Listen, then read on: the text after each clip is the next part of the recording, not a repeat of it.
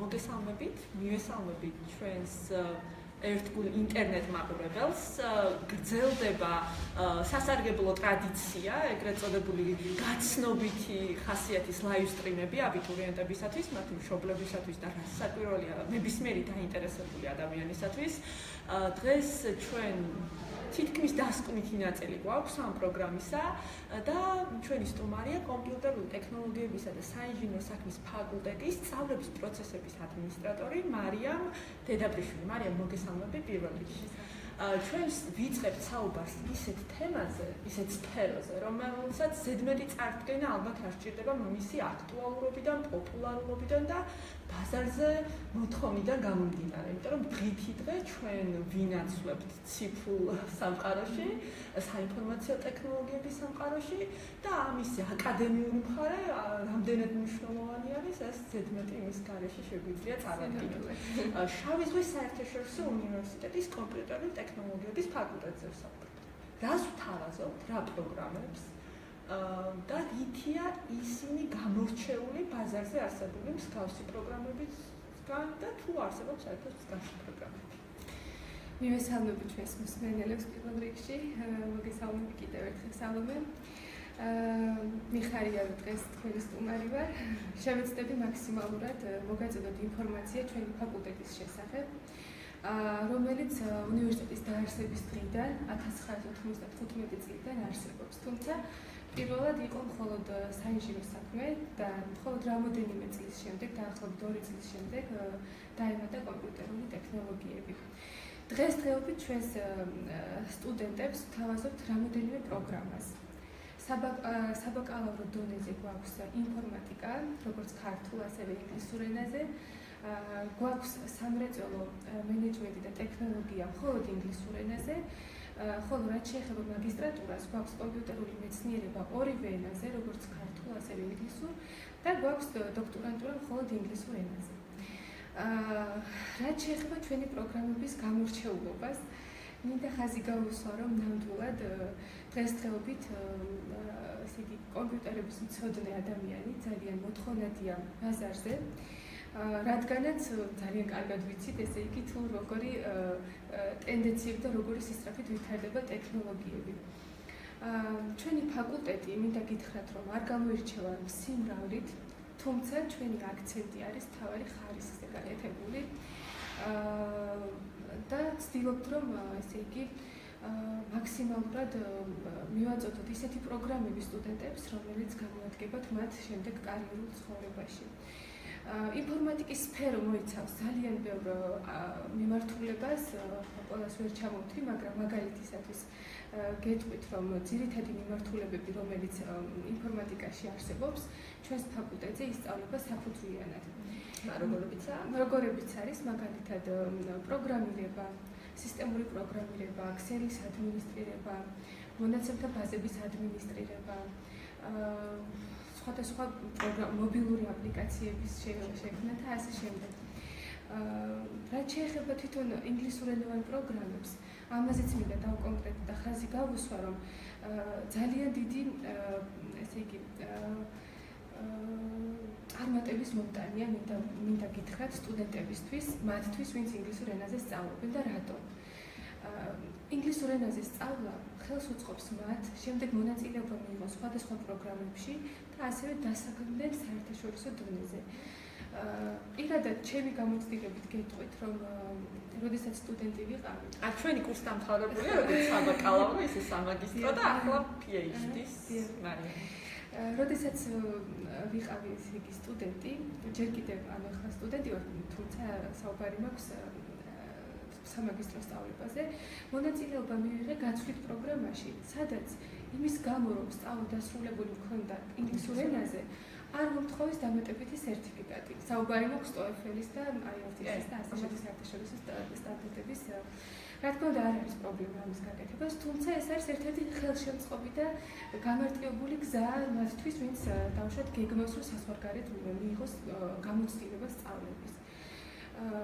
აქედან გამომდინარე, ძალიან მნიშვნელოვანია და ვისაც შესაძლებლობა აქვს ყველას ვურჩევ, ხა იმედი მაქვს გვიყურებენ ჩვენი მომავალი სტუდენტები და ვურჩევ არ შეეშიდეთ და ჩააბარონ ნამდვილად ინგლისურენოვან პროგრამაზე. ეს იქნება გამოწვევა ერთგვარი, თუმცა მით უმეტეს რომ ჩვენი პროგრამა ინფორმატიკა ძირითადად ეყრდნობა ინგლისურ ენას, რადგანაც კომპიუტერები საერთაშორისო ასე ვთქვათ, ანუ ტერმინოლოგია, განმარტებები, ყველაფერი არის ინგლისურენოვანი და სასურველია და უფრო მივფიქრობ, რომ მშობლიურია ინგლისურ ენაზე სწავლება. თუმცა რა თქმა უნდა, სტუდენტების მხრიდან მოთხოვნის გამო ჩვენ დავამატეთ ქართული პროგრამაც, ეს მათთვის, ვისაც ურჩევნია, რა თქმა უნდა, რომ თავის პირველ ენაზე ისწავლოს. ეს სპეციალობა. თუმცა აქვე აღნიშნოთ, რომ შემდეგ პროფესიული ინგლისური ყველა შემთხვევაში ისწავლება და ეს ენის ცოდნის კვალიფიკაცია და მის ინფორმაცია ექნება პროფესიული. კი, ტერმინოლოგიას რა თქმა უნდა გაიცნობიან ამ საკითხშიც. რაც შეეხება ჩვენს მეორე პროგრამას, მრეწველობის მენეჯმენტსა და ტექნოლოგიას, ძალიან მნიშვნელოვანია ქართულ ბაზარზე. რატომ? იმიტომ რომ ქართული წარმოება რომ განვითარდეს, გვჭირდება ძალიან კვალიფიციური პერსონალი და კადრი.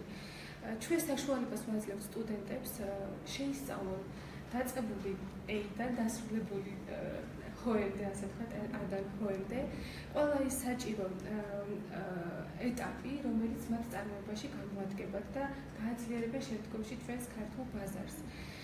შეეძლებათ კურსდამთავრებულებს მართონ პროექტები, დაწყებული თავშოთ ნედლეულის წარმოებიდან, შემდეგ მისი დახარისხება, კონტროლი, ხარისხის კონტროლი, ლოჯისტიკა და ასე შემდეგ. ასევე სწავლობენ ამ პროგრამის სტუდენტები 3D მოდელირებას, 3D მოდელირებას, მინდა დავასწორო, 2D მოდელირებას და ასე შემდეგ. ანუ საკმაოდ ძლიერი კადრები გამოდიან და დღესდღეობით ჩვენი კურსდამთავრებულები ძალიან ბევრ სფეროში შემდეგში ვისაუბრებთ დასაქმებაში კი მუშაობენ სხვადასხვა სფეროში. მით უმეტეს რომ სახელმწიფო პოლიტიკაც არის ესეთი, რომ ეს ტექნოლოგიების ისე ეკცევა ყურადღება და ერთგვარი პრეტენზიაც გვაქვს, რომ მაგალითად ამ ნაწილში კავკასიისა რაღაც ჰაბი ვიყოთ ერთგვარი ტექნოლოგიური და სხვადასხვა ღონისძიებები ამ კუთხით ინტენსიურად მიმდინარეობს და ჩვენს ფეხს ვწყობთ, ხო? მე მინდა კითხოთ აკადემიურ პერსონალზე, ვინც ქმნიან იმ ცოდნას, ვინც აძლევენ იმ ცოდნას და ვინც პასუხისმგებლები არიან, ასე ვთქვათ, ჩვენ სტუდენტების განათლებაზე და მათი კვალიფიკაციის. ნამდვილად საინტერესო კითხვა.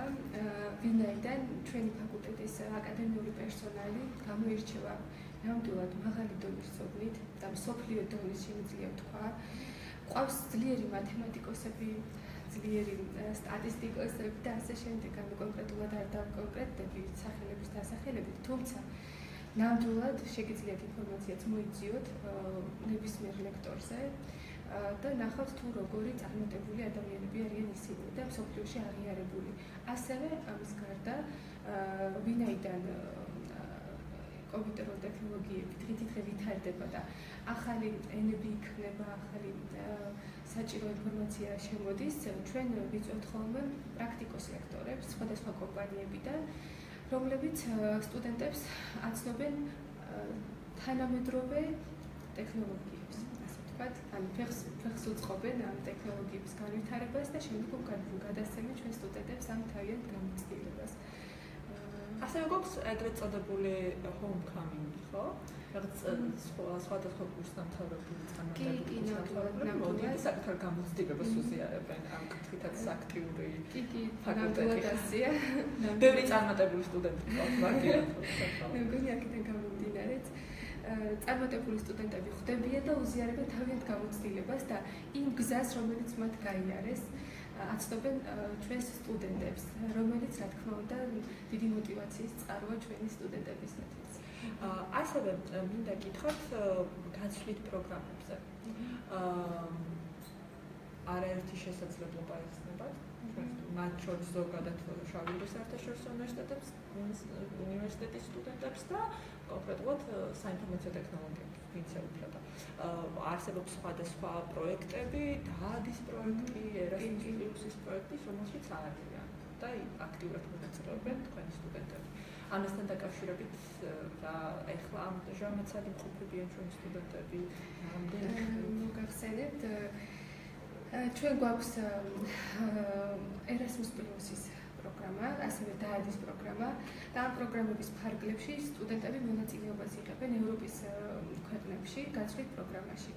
ამჟამად იმყოფებიან გერმანიაში ჩვენი სტუდენტები, ასევე პორტუგალიაში და გვაქვს ბევრი ქვეყანა, გვაქვს საკმაოდ, მათ შორის ამერიკის შეერთებული შტატები, ევროპის ძალიან ბევრი ქვეყანა, სამხრეთ კორეაც კი, სადაც ჩვენ სტუდენტებს აქვთ საშუალება, რომ წავიდნენ და ისწავლონ გაცვლით პროგრამის ფარგლებში. ხოლო რაც შეეხება მრეწველობის, მენეჯმენტის და ტექნოლოგიების პროგრამის სტუდენტებს, მათ საშუალება აქვთ წავიდნენ ტეხასში, თამუქის გაცვლით პროგრამის ფარგლებში და გაიარონ კვალიფიციური შეისწავლონ იქაური ტენდენციით ახალი თავშესაფრის სტანდარტები გაეცნონ და ასევე აქვთ საშუალება, რომ შემდეგ გაიარონ სტაჟირება სხვადასხვა კომპანიაში პროგრამის ფარგლებში და ეს სტაჟირება ჩვენთან იქნებათ აღიარებული, როგორც სასწავლო კომპლექტი ჩაერთვებათ და რა თქმა უნდა ძალიან დიდი გამოცდილება ჩვენი სტუდენტებისთვის. და ასევე შესაძლებლობა იმისა, რომ სტუდენტობის პერიოდში მიიღონ ახალი გამოცდილება. ბუნებრივია, მე როდესაც მუშაობდი ერთ-ერთ ჟურნალზე, სასწავლო ჟურნალზე, იქ თემა იყო დასაქმების საკითხი და თქვენი ფაკულტეტის წარმომადგენლებმა თამამად განაცხადეს, რომ ჩვენი პრაქტიკულად 100% დასაქმებული, მაგრამ მაგასო როგორ ვიტყვით, რომ მაინც რაღაცა ისე ჟღერს პოპულისტურათო. იმიტომ რომ მესამე კურსიდან მე მგონი ვერ ვიპოვით ადამიანს, ვინც ამ სფეროში არ არის უთასოვნად ჩაბმული. აი დასაქმებასთან დაკავშირებით საერთაშორისო ის ვახსენეთ, ადგილობრივი რა მონაცემები გვაქვს და როგორი არის? ეს მე მგონი იმიტომ ძალიან მოთხოვნადია ჩვენი პროფესია. ქართულ ბაზარზეც, მსოფლიო ბაზარზეც და ამის გამო არის, რომ ჩვენი ფაკულტეტის კურსდამთავრებულები არიან მაქსიმალურად დასაქმებულები სხვადასხვა კომპანიებში. ქართულ ბაზარს ვავიღებთ, დასაქმებული არიან ბანკებში, სამინისტროებში, რკინიგზაში, საჯარო რეესტრში და ასე შემდგომ. არ მოყვები ახლა ყველას, რა თქმა უნდა, ბევრი კურსდამთავრებული ყავს და თუ ყველა ვინმეს ვერ ეწყინოს. ვინმეს ვერ ეწყინოს, ასე ვთქვათ. თუმცა ჩვენი სტუდენტები ასევე მუშაობენ სტაჟირების ფარგლებში. ძალიან საამაყოა ჩვენთვის, მინდა ვახსენო Google, სადაც ამჟამადაც ჩვენი სტუდენტი ნიკოლო სვანიძე მიემგზავრება ხელმეორედ, ერთხელ უკვე იყო და ახლა მეორეჯერ მიემგზავრება და გაემგზავრება სტაჟირებას. რა თქმა უნდა, ეს მისთვის არის ძალიან დიდი გამოწვევა და შესაძლებლობა იმისა, რომ დაუშვათ შემდეგ გააგრძელოს მუშაობა ამ დიდ კომპანიაში. ისეთ კომპანიაში, როგორც არის გლობალურად ცნობილი. ასევე Dropbox-ი ამერიკული კომპანია, ბევრისთვის ცნობილი. მასშიც ყავს ჩვენი კურსდამთავრებული, დასაქმებული და ასევე სხვა მრავალი კომპანია, რომელიც დაუშვათ გერმანიაში მინდა ვახსენო Community for You, სადაც სტაჟირებას გადის ასევე ჩვენი სტუდენტი ამჟამად და ძალიან დიდი წარმატების მომტანია მინდა გითხრათ. ჩვენი პროფესია შეგიძლიათ ამშვენს აბიტურიენტებს და ჩვენს მომავალ სტუდენტებს შეუძლიათ, რომ ნამდვილად ძალიან კარგ კომპანიებში დაიწყონ მუშაობა. მას შემდეგ რაც დაასრულებენ სწავლას, ან თუნდაც სწავლის პერიოდში. ასევე ჩვენს წარმატებულ სტუდენტებს თავაზობთ ფაკულტეტზე დასაქმებას. მათ შორის სწავლების პროცესის ზედამხედველად, ლექტორის დამხმარებლად, Microsoft-ის IT აკადემიის რეკომენდაციებს და ასე შემდგომ.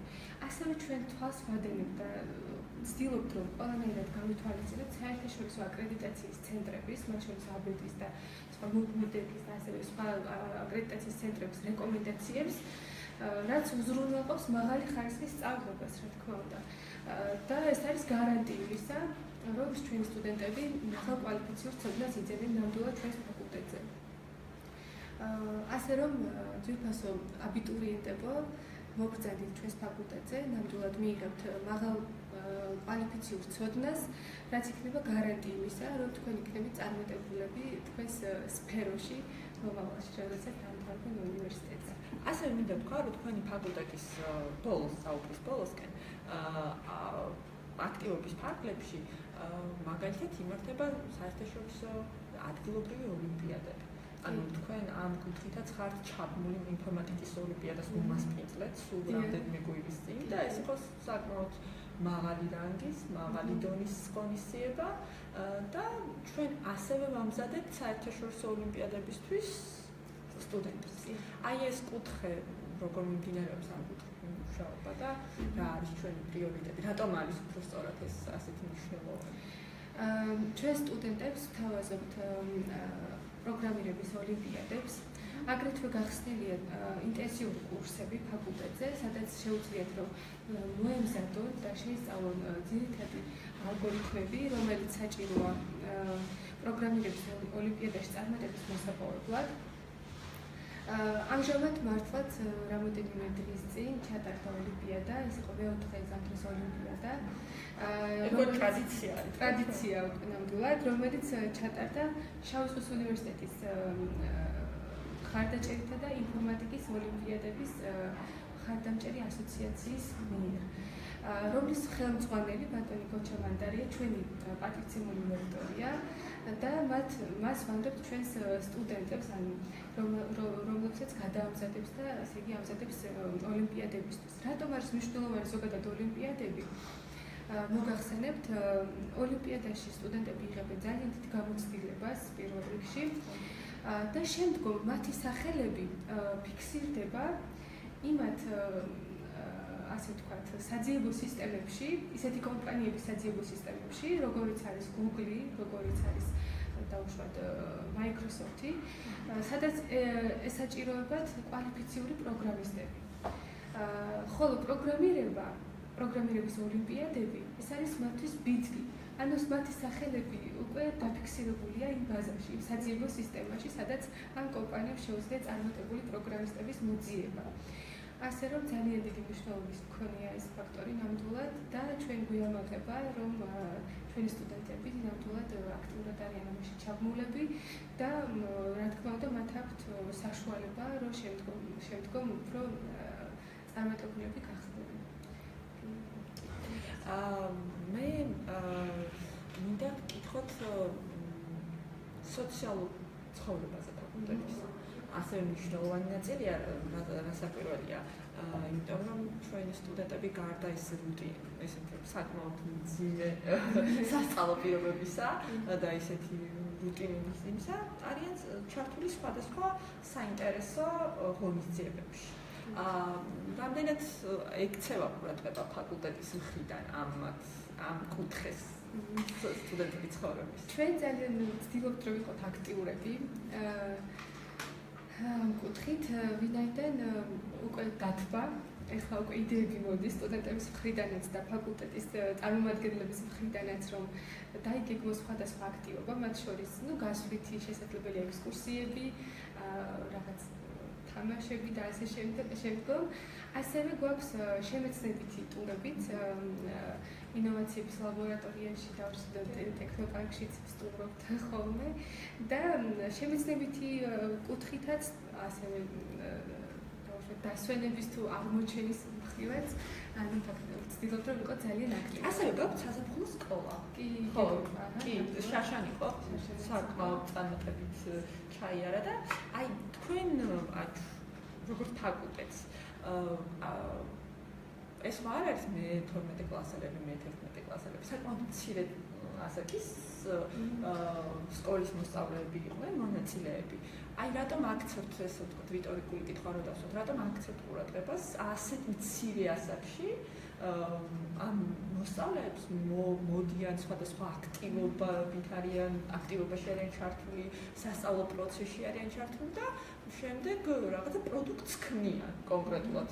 მე დავესწარი შაშანა რაღაც ისეთი მშვენიერი საიტები შექმნეს ახლა მე-4 კლასში და მე-5 კლასში ისე რომ იცი კოდინგი ან რაღაცა ასეთი პრაქტიკული ხასიათის ცოდნას რო ძალიან მნიშვნელოვანია ხო და აი ჩვენთვის ეს რას ნიშნავს რომ აი მოსწავლეებს ასე რომ აქცევთ ყურადღებას სკოლისა რატო ხდება? პირველ რიგში მოსწავლეები ჩვენი მომავალია ასე ვთქვათ. მოსწავლეები არიან ის ადამიანები, რომლებიც შემდგომში შექმნიან ჩვენს მომავალს, ხო? ასე რომ ძალიან საყურადღებოა მათთვის დაინტერესება, ასე ვთქვათ. დასაწყისში და სხვათა შორის დღესდღეობით ტექნოლოგიები ისეთი განვითარებულია, რომ აი ასეთი ასაკის ადამიანებიც კი ბავშვს ვერ უწოდებ. ისეთი ჩამოყალიბებულები და გათვითცნობიერებულები არიან, რომ ნამდვილად მე შესაძლებელია ძალიან ბევრი იცოდნენ მასთან შედარებით, ვინც უფრო ასაკიანი, ასე შემიძლია ჩამოვაყალიბო. და ეს ადამიანები ნამდვილად შემდგომში უფრო გამოხატავენ ინტერესს, უჩნდებათ დავუშვათ რაღაც პროდუქტიულობის შეგრძნება, რომ შეუძლიათ რაღაცა შექმნან და ეს რა თქმა უნდა მათ ანიჭებთ სიხარულს და ეძლებათ საფუძველი იმისა, რომ შემდგომში უფრო პროდუქტიულები გახდნენ, უფრო წარმატებულები და საზოგადოებისთვის უფრო მეტის მიწოდება შეძლება. კი, ესეთი მონდომებით აკეთებდნენ ამ პრეზენტაციებს მახსოვს. თამბეჭდავი იყო ჩემთვის მათ შორის ჩემთვის პირადად სუბიექტურად სასიხარულო იყო გოგოების ჩართულობა საინფორმაციო ტექნოლოგიებში და ამ კუთხითაც რომ დადებითი ტენდენცია არის ძალიან სასიხარულოა მოკლედ, იმიტომ რომ ბუნებრივია ამ სფეროშიც და სხვაგანაც აი არ არსებობს რაღაცა ზღვარი და კი არა განსხვავება. ჩვენ ყავს ნამდვილად წარმატებული პროგრამისტი გოგონები, რომლებიც კურსდამთავრებული არიან ჩვენი ფაკულტეტის. მარიამ, მე მინდა რომ მადლობა მოგიხადო დროის გამონახვისთვის, ჩვენთან საუბრისთვის.